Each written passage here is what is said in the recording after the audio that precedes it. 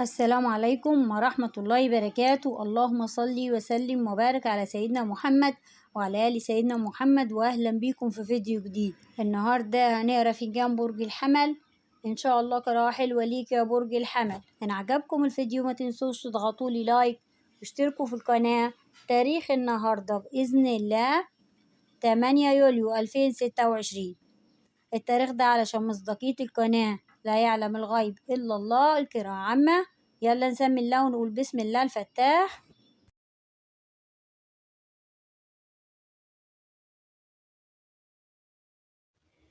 شايفة ان انت هنا الفترة الأخيرة حاول ان انت ما تخليش الخوف يكسرك، ما تخليش اي حاجة تأثر عليك. اللي عدى ده ماضي، حاول ان انت تنساه. لانه شايفة هنا ان انت مرتبط بحاجة تخص ماضي أو مرتبط بأمر حصل في الماضي.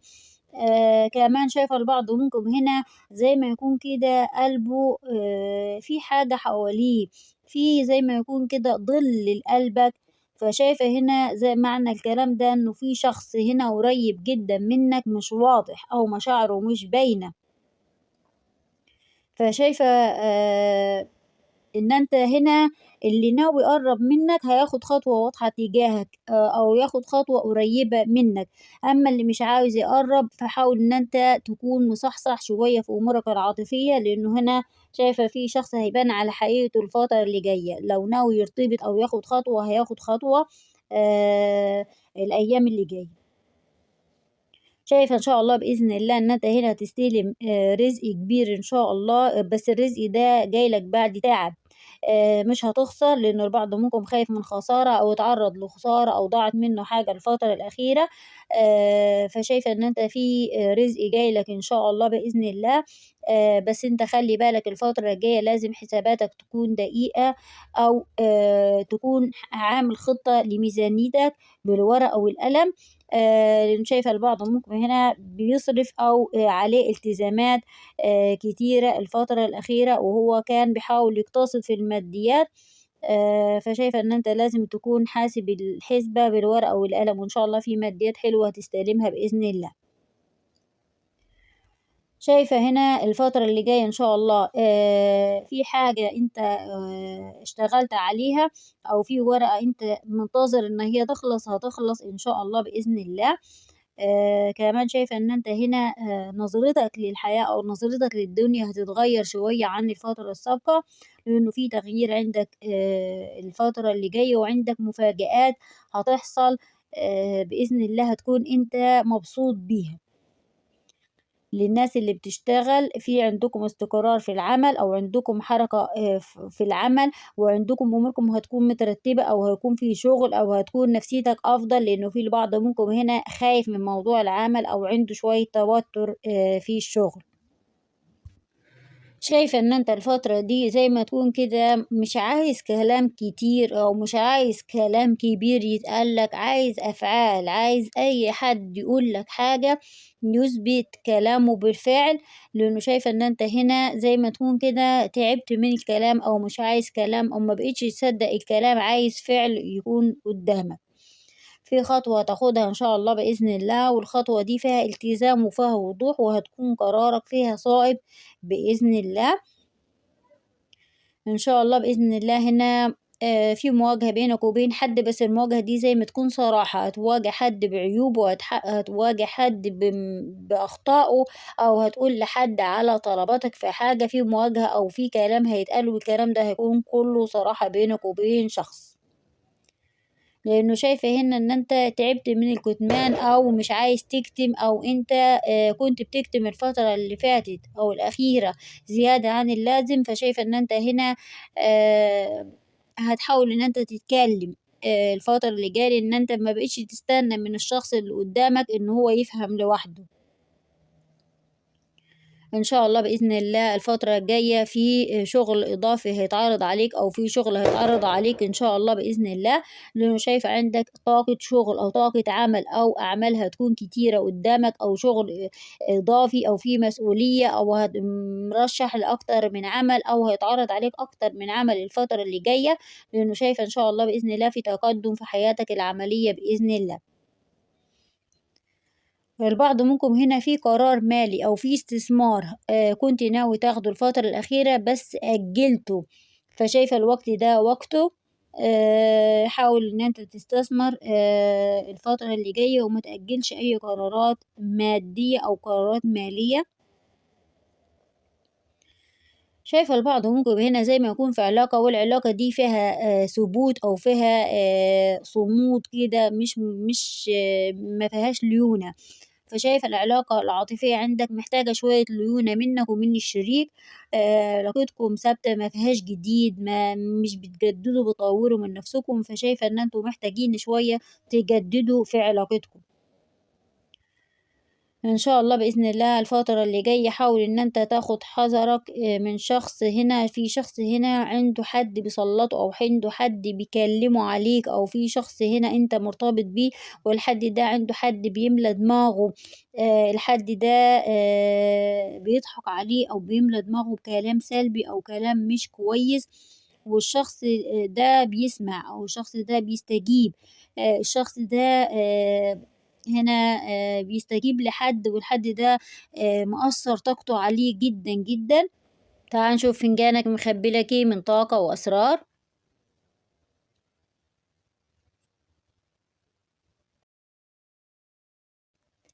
شايفة إن أنت إن شاء الله بإذن الله الفترة اللي جاية عندك هتخرج من طاقة لخبطة، طاقة تأخير، خصوصًا لو كان في موضوع شغل، عندك شغل أو قرار عايز تاخده مهم، بس أنا شايفة عندك انفراجة واضحة إن شاء الله بإذن الله بعد صبر عندك انفراجة قوية، لإنه هنا شايفة زي ما يكون كده في طريق متعرج. أول أسبوع عندك شوية أمور متلخبطة هتخرج منها إن شاء الله بإذن الله، وعندك تأخير أو عندك لخبطة هتخلّصها إن شاء الله، لإنه شايفة في انفراجة بإذن الله، أو في قرار يخُص شغل هتاخده أو قرار مهم هتاخده الفترة الجاية بإذن الله. شايفة البعض منكم هنا زي ما يكون كده مقدّم على ترقية أو هو طالب ترقية أو أنت عندك مسؤولية جديدة أو عندك حاجة محتاجة تركيز، محتاجة مجهود، هتبذل مجهود الفترة اللي جاية إن شاء الله بإذن الله، لإن أنا شايفة زي ما أنت تكون كده بتطلع سلِّم أو عندك درجات سلِّم هتخطوها أو هتعدّي عليها إن شاء الله بإذن الله، فده معناه إن أنت عندك مجهود هتبذله أو عندك تركيز مطلوب منك الفترة اللي جاية، فأنت هتقدم على خطوات مهمة في حياتك، مسؤولية جديدة عليك، الله أعلم. في علامة رزق هنا عندك، ففي فلوس جاية لك بإذن الله، بس الفلوس دي ممكن تكون متأخرة عليك أو هتتأخر شوية بس هتستلمها وهتيجي لك إن شاء الله. لإنه هنا في علامة رزق بس فيها شوية تأخير حصل عندك. إن شاء الله بإذن الله شايفة كمان هنا في زعل قديم عندك أو في كلام اتقال لك الفترة الأخيرة، والكلام ده زعّلك، زي ما يكون كده في شرخ بسيط عندك أو في جرح أو في زعل أو في قلبك، زي ما يكون في حاجة مضايقاه أو مزعّلاه، كلام اتقال، حاجة حصلت، موقف حصل، حد قال لك حاجة كمواجهة في وشّك، فده زعّلك، شايفة إن أنت زي ما تكون كده عندك شروخات أو حاجات بسيطة. إن شاء الله بإذن الله الفترة اللي جاية للناس اللي عندها زعل أو انفصال عاطفي، شايفة في حوار هيدخل بينك وبين شريكك أو في كلام هيتقال بينك وبين الشخص اللي أنت مرتبط بيه، والكلام ده هيكون مواجهة أو هيكون عبارة عن قعدة صراحة أو قعدة عتاب. في صُلح إن شاء الله بينكم وفي قعدة عتاب، أو في جبر خاطر ليكم وليك وأنت وشريكك الأيام اللي جاية إن شاء الله. لإنه شايفة هنا إن أنت هيكون بينكم وبين بعض ارتباط عاطفي الفترة اللي جاية. شايفة البعض منكم هنا في شخص هنا بيراقبك والشخص ده بيراقبك من بعيد بس متردد ياخد خطوة اتجاهك للناس اللي لسه ما ارتبطتش. أنت في علاقة عاطفية والعلاقة دي الشخص ده مش واخد خطوة اتجاهك أو أنت مش عارف مشاعره اتجاهك، أو هو رافض يقرب أو هو مش عارف يقرب أو هو بيتردد إن هو يقرب، كل ما أنت عايز وهو يقرب بيرجع أو بيتأخر أو بيرجع شوية ورا. أنا شايفة إن أنت هنا في حد بيراقبك والحد ده لسه ما أخدش خطوة تجاهك. حاول الفترة اللي جاية إن أنت تكون كتوم، لإنه شايفة هنا في عين بس العين دي خفيفة عليك. فحاول إن أنت تكون كتوم الفترة دي، أي نعمة أو أي رزق أو أي خير حاول إن أنت تكون كتوم الفترة اللي جاية للخير أو الرزق ده. لإنه شايفة هنا زي ما يكون في عين واحدة خفيفة، بس هي الحمد لله يعني إن شاء الله ربنا يسترها معاك ما تصيبكش بحاجة، بس العين دي مركزة على رزقك. يعني أنت بلاش تحكي خططك أو أنت ناوي تعمل إيه الفترة اللي جاية. إن شاء الله بإذن الله الفترة اللي جاية من الفترات اللي أنت عندك انتصار، عندك انتصار في محكمة أو عندك انتصار في أمر أنت شغال عليه أو هتاخد حقك الفترة اللي جاية بإذن الله. إنه شايفة هنا عندك رفع راية أو هترفع راية الفترة اللي جاية إن شاء الله بإذن الله. إن شاء الله بإذن الله الفترة اللي جاية شايفة إن أنت هنا هتخلص من هَم كبير عليك أو بقى لك فترة وأنت منتظر فرج. في فرج قريب إن شاء الله بإذن الله، ربنا يفرج كربك يا رب. في طريق مفتوح هنا، فشايفة في قرار مصيري قدامك يمكن أنت مأجله مؤقتًا، بس أنا شايفة إن شاء الله بإذن الله لما أنت هتاخد القرار ده هيغيرك لأحسن إن شاء الله وهتكون أفضل من أي مرحلة سابقة.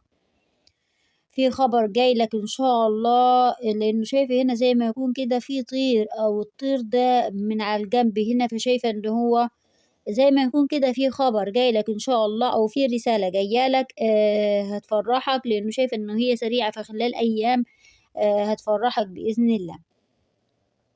للناس اللي عندها موضوع الفترة الأخيرة قلقها أو موضوع كان مقفول ورجع يتفتح تاني، في ورقة هتخلص بشأن الموضوع ده أو بسبب الموضوع ده أو تخص الموضوع ده. لإنه شايفة في موضوع كان مقفول وأنت رجع يتفتح تاني والموضوع ده مضايقك أو موترك، شايفة في ورقة تخصه وهتخلص أو في باب هتخلص فيه هيتخلّص فيه إن شاء الله، أو في باب جديد يخُص الموضوع ده هيخلّص الأمر بإذن الله. لإنه هنا شايفة زي ما يكون في مفتاح صغير هيحل لك مشكلة أو موضوع مقفول لفترة ويرجع تاني هيتفتح إن شاء الله، هيخلص على خير بإذن الله. إن شاء الله بإذن الله هنا في كارما. الكارما دي هنا شايفة زي ما تكون على سِت. في سِت عندها كارما يمكن تعبتك السِت دي، بس هي معاها حد صغير أصغر منها في السِن، فممكن تكون كارما على سِت وبنتها أو كارما على سِت وحد قاعد معاها في نفس المكان، الله أعلم. بس في كارما الفترة اللي جاية على سِت وحد قريب جدًا منها، ممكن تكون بنتها أو سِلفة موجودة في البيت أو حاجة زي كده. ظلمتك، تعبتك، ضغطت عليك، اتكلمت عليك، جابت سيرتك، اتحاسبنت عليها، الله أعلم. بس في هنا كارما على سِت، والسِت دي طاقتها سلبية أو السِت دي ظاهرة هنا. ربنا يبعد عنك الطاقة السلبية دي بإذن الله. في كارما وأذى هيقع على سِت والسِت دي تعبتك أو ضغطت عليك في حاجة. شايفة البعض منكم هنا عنده انجذاب الفترة اللي جاية إن شاء الله، أو عندك تعارف جديد أو شخص غير متوقع هتدخل في علاقة معاه أو هيكون في بينك وبينه ارتباط الفترة اللي جاية بإذن الله. إنه في شايفة هنا في شخص هيدخل في حياتك وهيكون شاغل بالك الفترة اللي جاية. كمان شايفة هنا في طفل، الطفل ده طالب منّك حاجة، طالب منّك اهتمام، طالب منّك هدية، طالب منّك حاجة أو بيطلب منّك حاجة. في طفل هيشغل بالك الفترة اللي جاية وطالب منّك حاجة أو هياخد جزء كبير من وقتك.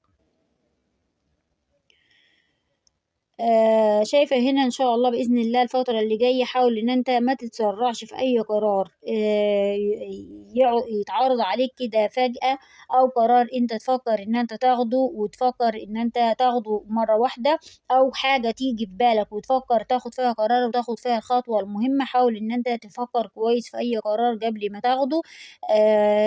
وزي ما قُلت لك استعِن على قضاء حاجتك بالكتمان، ودايمًا لازم تحصّن نفسك بالمعوذتين وآية الكرسي والرقية الشرعية شرعية، وإن شاء الله بإذن الله ربنا يحميك.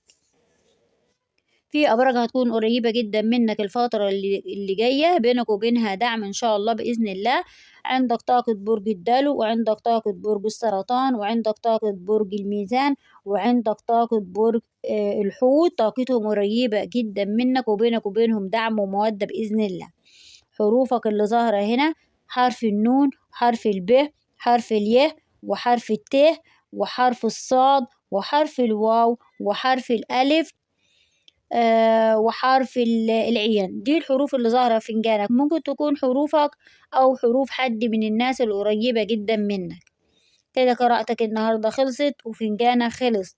يا رب الفيديو كان عجبك وتكون استفدت منه. يعني عجبك الفيديو ما تنساش تضغط لي لايك واشترك في القناة لو لسه ما اشتركتش، ولو عندك سؤال اكتبولي في الكومنتات. والسلام عليكم ورحمة الله وبركاته.